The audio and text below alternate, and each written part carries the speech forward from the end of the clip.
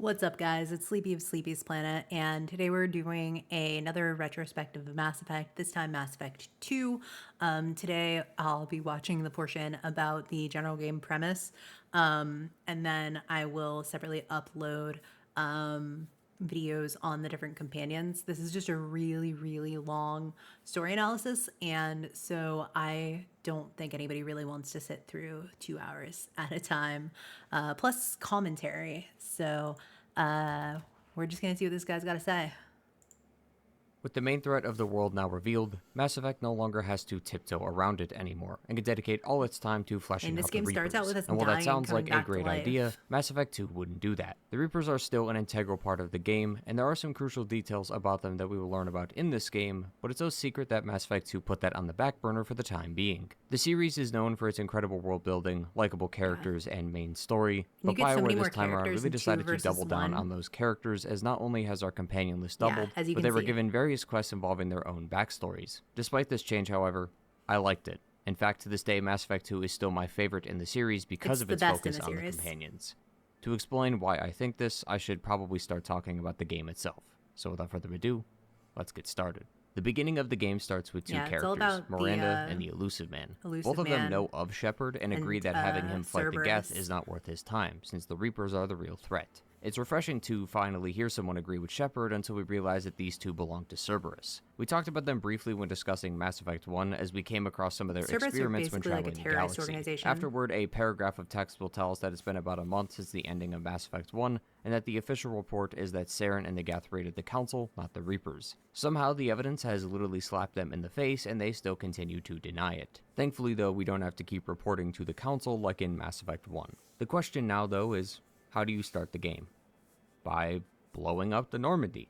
Shepard and the crew are attacked by some unknown threat and are forced to evacuate. But to make matters worse, Shepard couldn't get an escape pod in time, so while most of the crew managed to make it out alive, Shepard did not, and he dies. That is a pretty intense way to start a game, but Shepard obviously isn't dead, or else this story wouldn't exist. But that also raises various questions as to how a human was blown out of a ship and possibly crashed into a planet and managed to live. The answer is space magic and money. Yep. Well, that's the short version anyway. Miranda and the Elusive Man managed to find Shepard's body and stitch him back together. But Shepard has now awoken in the middle of a firefight as the station he is on is being attacked, so now just minutes after waking up has to fight to survive again. The story is going pretty fast at this point, so let's dial it back and explain what's going on. One of the first people we'll meet upon waking up is Jacob. He's a soldier for Cerberus and will fill in some of the gaps in our knowledge. 2 years ago, Shepard was attacked by a mysterious ship and killed. Cerberus managed to find his body and created Project Lazarus, where the sole objective was to bring Shepard back to life.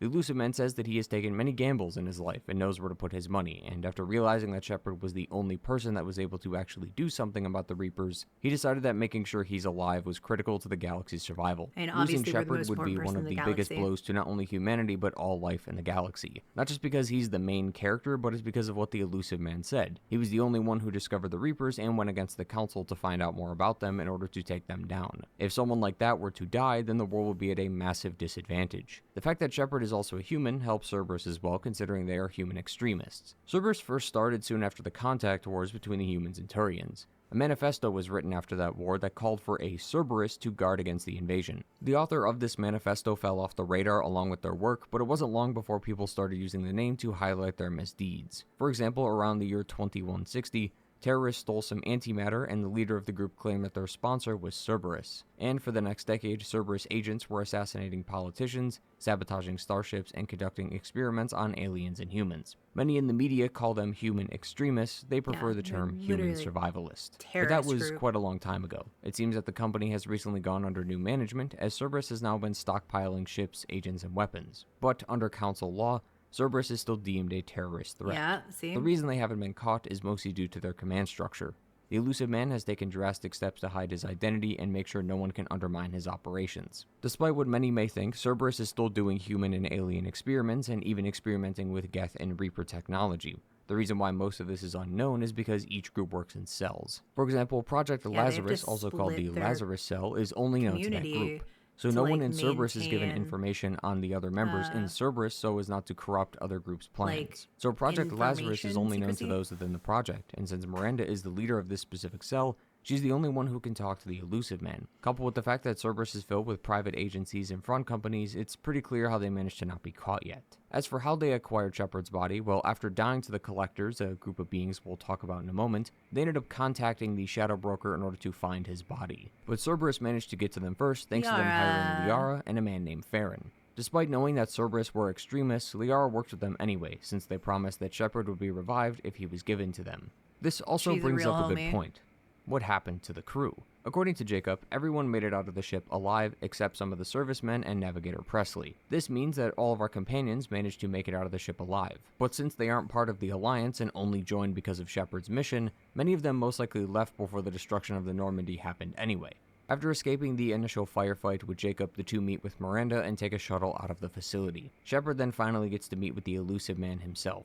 He never meets face-to-face due to the aforementioned details regarding Cerberus, but even if that wasn't the case, I can't blame him. Look at this view. If I was him, I would force everyone to meet me like this, so I can constantly keep looking at this view. Shepard clearly doesn't like working for Cerberus, but the Elusive Man tells him they have a common goal, just different methods of acquiring it. Now, under normal circumstances, Cerberus would likely not be gathering allies to start a war, but recently the Collectors are not only abducting humans from various colonies, but it's also assumed that they work for the Reapers. Given that Cerberus is all about the advancement of humanity, and the Elusive Man in particular wants to destroy the Reapers, you could see why he wants Shepard alive and working for them. Shepard then asks why the Alliance or the Council isn't moving in on these Collectors, to which the Elusive Man states that all of those decisions require documents and politics. Plus, claiming that the threat of the human colonies is from an ancient life-ending enemy from thousands of years ago would not help morale. The Elusive Man and Cerberus do not need to worry about all that though. If he wants people to investigate a colony or set up a base on a remote planet, it can be done within the same day. This change in the chain of command is rather interesting and presents a choice for the player. No matter what happens, Shepard has to work for them, there's no way to decline, but there are various choices throughout the game that can benefit them, like handing over a collector base or selling them Geth tech. The player is given the choice to help them, but the choice can be very conflicting. Cerberus is an extremist company that only cares about humanity. They claim to care about the Reapers, and they do, but that's only because humanity is at risk of becoming extinct as well. If there was some disease that was spreading that was threatening the lives of the Asari or the Turians, Cerberus likely wouldn't lose any sleep over it. As he said earlier, both the Elusive Man and Shepard have the same goals, but different methods. So the player is forced to work with an extremist group because they can help him defeat the Reapers, but you also have to consider that Cerberus saved his life. And they also understand that the Reapers are the real threat, unlike the Council who refuses to believe the truth. BioWare managed to create a conflict from the very beginning, as Cerberus, while a bad company, is actually very helpful in regards to providing info on the Reapers and what their next moves could be. Cerberus... Basically, my take on this is like, from the start, you suss out this is like a rough situation. This is like a bad situation. It's probably bad dude, bad company. But they just saved your lives, your life specifically. And on top of that, your goals seem aligned, even if your methods don't. Additionally, they have more information than you were privy to. So it's kind of like a relationship where you're both using each other and you're hoping that you're not the one to get burned from it first. Like, you know that it's probably going to end badly, but because of the position that you're in, you just kind of have to like do what you need to do and try to hope that you can get out before shit goes crazy. At least like that was my impression and like my take on it. In this game, at least when discussing things involving Shepard, is an in-between kind of company. They're not bad people, but they definitely aren't good either. The player will have to decide how they feel about Cerberus and make judgments based on those feelings, and I think the way they paint Cerberus in this game was very well done. It's pretty easy to consider them terrorists in Mass Effect 1, but now that we're working with them, we have to reconsider our initial decision. But before we make any of those decisions, we need to actually see his claims for ourselves. The Elusive Man then provides him with a shuttle that will take him to Freedom's Progress, a recently abducted human colony, so that Shepard can see for himself what's going on. This colony is located in the Terminus system, which, if you remember, was the upper part of the Milky Way. The majority of the game will take place here, which is why a lot of the enemies we'll run into aren't just normal Geth. By the time you make it to Freedom's Progress, you'll notice that the gameplay has changed quite a bit. Geth are no longer the major enemy in this game, and the weapons we carry have ammunition as opposed to the previous game which had infinite ammo. This change created some backlash and confusion amongst the community, which led to BioWare making an in-lore reason for its decision in Mass Effect 3. This decision is actually a great lesson in game design, in that not everything has to be explained with lore. You might think, considering how much I talk about stories on this channel, that a small detail like this would be a great idea, but it's not. I think this inclusion is pretty stupid. At the end of the day, it's just gameplay. The team likely wanted the game to be more intense, so taking away infinite ammo would force the player to use new weapons and equipment instead of the same weapon. Not everything is going to make sense in a video game, especially when it involves gameplay. Including lore about them is like extra credit. No one's going to penalize you for doing it, but you'll get bonus points for doing so. The problem is that this isn't explained until a future game, so it's clear BioWare made the lore around the gameplay rather than the other way around. They likely created the ammo change first, and then thought about a story explanation later because they realized that a justification for it would be necessary. At the end of the day though, I don't really care, and in terms of gameplay, I do actually prefer the thermal clips more than overheating, but that's really just down to preference. Mass Effect 2 also allows the player to import their character from Mass Effect 1, so our decisions from the previous video will be carried over into this one, allowing for a truly unique story. Furthermore, the game even gives us a chance to change our class, and I just couldn't help myself. I told myself before this playthrough that I would try Soldier again, but I just couldn't do it. I have a soft spot for the Vanguard class, and it's Mass Effect 2 that created that. In the original game, you were given a sniper, shotgun, assault rifle, and pistol, but each class had different benefits, like the Vanguard that excelled in pistols and shotguns. Back then, you were only able to rank up those weapons, but you could still use the sniper and assault rifle if you wanted to. Mass Effect 2 did away with this system and forces the player to use specific weapons. If you like the classic feel, then the Soldier is perfect, as you can access just about every weapon. But the Vanguard can no longer use that assault rifle and sniper rifle anymore. I like this change as it actually sets each class apart from one another. Soldiers get more weapons, but no biotic abilities, whereas the Vanguard gets fewer weapons, but more biotics. And let me tell you, some of these biotics are insane. After dealing with some of the mechs, we'll end up meeting another group here on Freedom's Progress, and we also get to see a familiar face. Tali Zora is still alive and is with a group of other Quarians looking for their friend Vitor. Vitor is another Quarian who came here as a part of his pilgrimage. He wanted to help out a small settlement and decided that Freedom's Progress could use his assistance. That's of course until the Collectors came and decided to abduct the people of Freedom's Progress, so now they're trying to make sure Vitor is still alive. Stopping us from reaching Vitor is a giant mech, and this also highlights another change in the game's combat system. Not only do enemies have more layers of health, but the layers are different now. Enemies in Mass Effect 1 had health and the occasional shield, but this recent entry adds barriers and armor to the mix as well. At face value they aren't too different, but the values of damage can change depending on the weapon, ammo type, and layer of health. This also adds numerous layers of depth to the companions, as various companions can equip different ammo types, like disruptor rounds for shields and armor piercing for armor, and various biotic abilities won't be able to work if specific layers are the current health bar, such as Incinerate, which is only effective against health, so if the enemy has an armor or shield up first, you're not allowed to use it. After the defeat of the mech, we can meet with Vitor, and once again we have another change, but this time it's in dialogue, which is the interrupt system. In Mass Effect 1, Paragon and Renegade were only acquired through dialogue choices, but now you can gain these points using interrupts as well. Many of these are as you would expect. Paragon choices are used for stopping people from shooting someone or saving someone's life, whereas Renegade usually involves taking someone's life.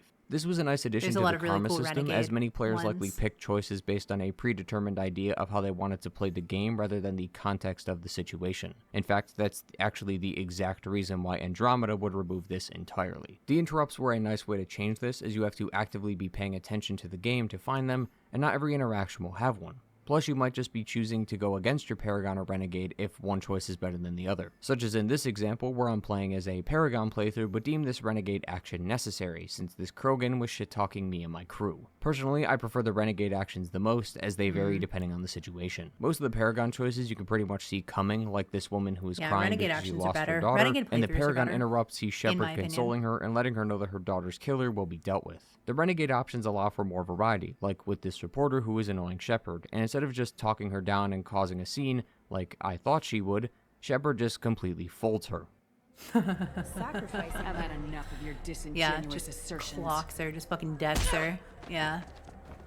Regardless, I think giving the player more opportunities to be like their character is wonderful, and these interrupts are a great way to do that. Getting back to Vitor, he explains that he was hiding here because he was trying to get away from the monsters and swarms. Those monsters he's talking about are the Collectors, a species of beings beyond the Omega-4 relay. We know that Mass Effect has various mass relays throughout the galaxy. Well, the Omega-4 relay is similar in function, but where it varies is the destination. No one knows where the Omega-4 relay actually goes. No one wants to find out, and anyone that has tried hasn't come back. The only group that has been able to make it back and forth is the Collectors, but the Collectors themselves are seen as myths. Barely anybody has seen a Collector before, and anyone who has pretty much ends up like anyone on Freedom's Progress. But you may have noticed from the footage that no blood or signs of combat were shown, so how is that possible? Well, the Collectors use something called Seeker Swarms, which are these little bugs that when touched freeze the person in place, allowing them to be taken and kidnapped. This also means that they can clean up all evidence related to them, since all they do is release the swarm, and then once everyone is frozen, the Collectors come in and pick up the bodies, making it look like the colony just up and left one day. Vitor somehow managed to hide and not get caught by the Collectors, while also managing to record data on them. Miranda says that we need to bring the Quarian back to Cerberus before Tali jumps in and says that Vitor belongs to the fleet. According to Tali, Cerberus was responsible for attacking one of the ships on the migrant fleet, which is why she hates Cerberus. Sadly, we never hear more about this in-game, but according to some of my research, the book Mass Effect Ascension corroborates Tali's story. Even if she was lying, giving Vitor to Cerberus really doesn't make that much sense considering their pro-human extremism. We'll see the outcome of this decision later, so we'll circle back to this. We give Vitor to Tali and then are told to report to the elusive man.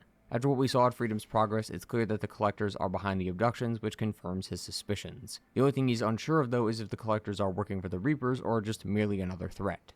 He hypothesizes that since the Omega-4 relay is still unmapped, with only the Collectors being able to use it without any complications, he thinks that the relay reacts differently to Collector ships, allowing them safe passage. He also believes that if they are working for the Reapers, then that would make sense why they've only been targeting human colonies, since Shepard and the Reapers have some unresolved beef thanks to Sovereign. The elusive man also offers up a really good question. Why are the Collectors abducting people at all? If the Seeker Swarms can paralyze people, then they can kill them, but they're deliberately kidnapping the colonists, which means there is a reason why. The elusive man says that if they're working for the Reapers, then we need to take the fight to them, but Shepard can't do it alone and he'll need a team. Thankfully, Cerberus has taken the liberty of finding specific members for our team, and these 12 individuals become our 12 companions. Each of them provides something meaningful to the team, whether that's knowledge, technology, or just raw strength. But not only do we need a team, we need a ship. Thankfully, not only is Joker back as our pilot, but Cerberus went through the hassle of recreating the Normandy with a few new upgrades. The Normandy is just as iconic as the character, so it's only right that the Normandy comes back. Many of the upgrades are pretty unimportant, like more speed, better armor, etc, etc. What's actually important, though, is the new captain's quarters for Shepard to relax in, and the ship's new artificial intelligence, EDI. The key detail is AI, not VI.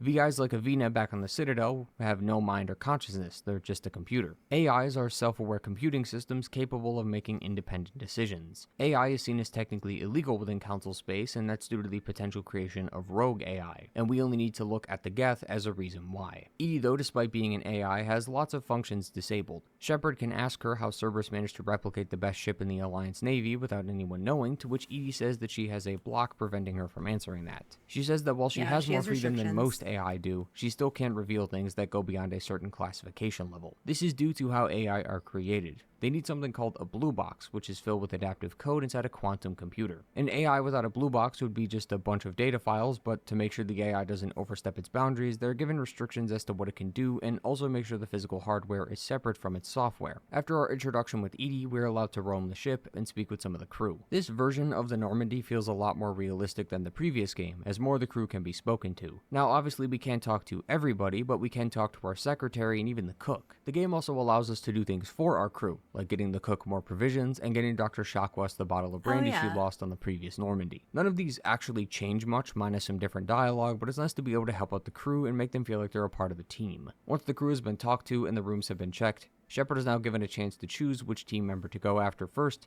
and show where the game completely opens up. We have a total of 12 companions in the game. Since we already have 2 of them, that means we have 10 recruitment missions, but each companion also has a loyalty mission, so that's 12 more missions. But there are also collector's missions that we have to do in between these missions. To make matters worse, none of them are done in proper order, so you'll likely have to jump between recruiting new crew members while also making others loyal, and then do a collector's mission right after. It's extremely disorganized, and that's completely fine when playing the game, but making a video about it, not so much. So firstly, we'll cover some of the collector's missions. This should give you a good understanding of why they're so important to the game. We'll cover all of them up until the final mission in the game. Afterward, we'll then double back and talk about all the companions' recruitment and loyalty missions, then go into some side content and DLC before finishing up with the finale. It should be easier this way, especially for those who haven't played the game before, as instead of this we would just have to talk about the companions, then have to bring all of them up again like 20 minutes later and just hope you remembered them.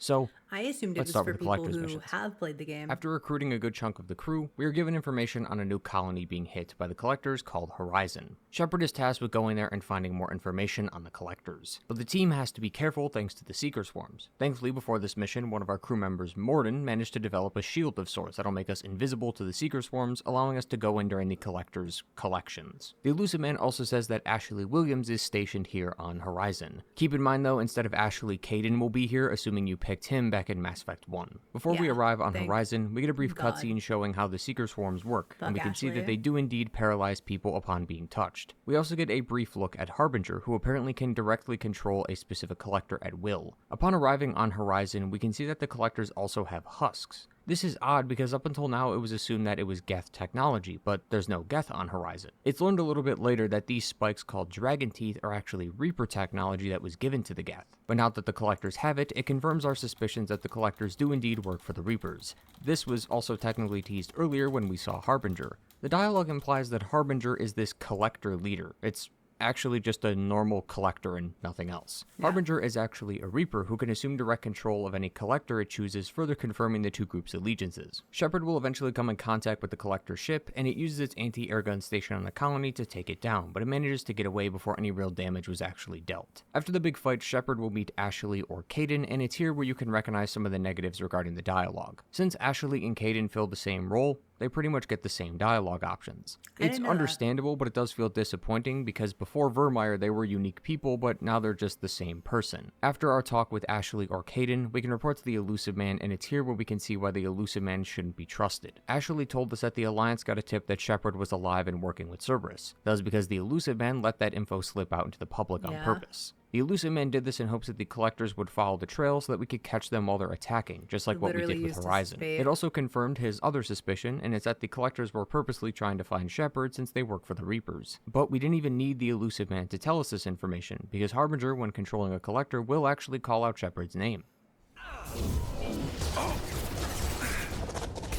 Neutralize Commander Shepard. My attacks will tear you apart.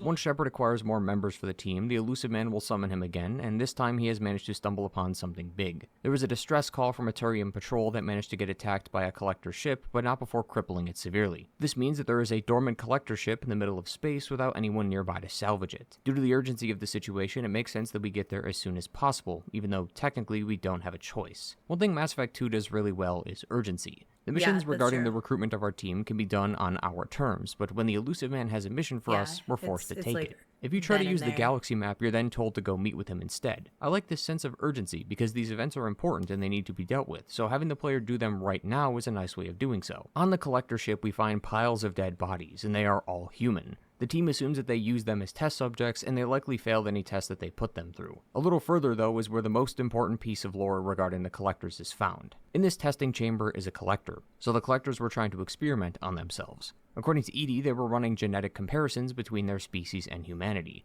We don't know why they were doing this, but we do discover something from the data, and it's that the Collectors have the same genetic pattern as the Protheans. This would mean that the Collectors are modified Protheans. So the Reapers didn't wipe out the Protheans, or at least all of them. We know from Mass Effect 1 thanks to the Keepers that the Reapers are known to not always kill the species, but change them in order to further their goals. The Reapers did this with the Protheans, but turned them into what we call Collectors. We'll learn more a bit about this in Mass Effect 3, but it's important to understand that the Protheans don't look like this originally. Their genetic code was changed thanks to the Reapers modifying their genes, presumably for combat purposes. After this, we can take a good look at the billions of pods inside the ship. Each one is planned to house a human in them, so this means the Collectors are planning on taking out all the humans in the galaxy, maybe even all life afterwards, since this is just one ship. Shepard makes it further into the base and realizes that they've been set up and are ambushed. The crew manages to make it out okay, but Edie reveals something about the distress signal. She reveals that not only was the distress beacon made by the Collectors and not Turians, but the Elusive Man knew this and decided to go anyway. So he sent Shepard and the crew into a trap on purpose. The Elusive Man, when questioned about this, confirms that he knew this was a trap.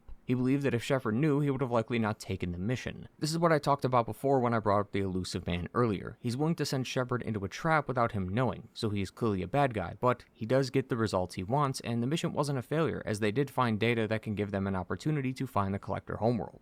Remember, same goal, different methods. Yeah. He's like Saren, an ends justify the means kind of person, and that makes him hard to trust, but you can't deny that he's good at what he does, and his methods do succeed, as dangerous as they are. You also have to consider that you are working with him, so even though you may not be on good terms with him, you and the elusive man must work together in order to take down the Collectors. It's hard to like and dislike him, which was the same conflict I had with Saren. The only difference is that you're actually working with the elusive man, so the situation is a little bit different. Just like Saren, I found the elusive man extremely well written, especially because he's not the antagonist of this game. Saren did bad things, because he's also the game's bad guy. The elusive man is a teammate, and yet he's still making questionable decisions, which is why it's hard to decide whether or not you should actually trust him. From the data we gathered on the ship, we discovered that the Collectors and Reapers use an IFF, or an Identify Friend Foe system, that allows ships with it to make safe passage into the Omega-4 relay. This is why no one has been able to find the Collector homeworld, because they don't have the IFF.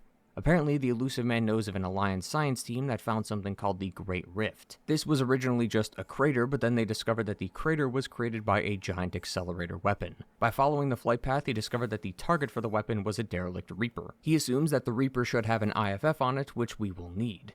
Now, it's probably clear by now that the elusive man is being used as a device for the writers to pull stuff out of their ass in order to make the plot make sense. It's not great, but that's pretty much science fiction in a nutshell. Random things you've never heard about are just revealed as if it's normal, and while the characters might think it's normal, to the viewer, it's definitely not. It's not a terrible method of storytelling by any means, but oftentimes you'll hear something about a character and then you'll think, how is that even possible? This IFF, though, is the one Collector mission that we aren't required to do right away. Activating this mission is like passing the point of no return, and it's also where we get our final companion, so I'll save this mission for later when we get to them. Since this mission starts the finale, Shepard is allowed to do this when they deem it necessary, so let's go back and get acquainted with our crew before we head out. We're not only going to be looking at the recruitment and loyalty missions, but also see if their reasons for joining Shepard are valid, to make sure they weren't shoehorned into the story. The first two members of the crew we should probably... Okay, we are going to pause at this, just because I want to watch the crew stuff in another video. Because that's like the meat of Mass Effect to me, is all of the different stories, especially Mass Effect 2, all of the different stories of the different crewmates, of the different companions, and like getting into it. Not all of them are good. I definitely have my favorites, but yeah, this is the end of the first installment of the Mass Effect 2 retrospective. If you guys are interested in this, I'm going to keep doing them, because even though nobody watches these, I think it's really cool to talk about games that I've enjoyed. So thanks for watching. Peace.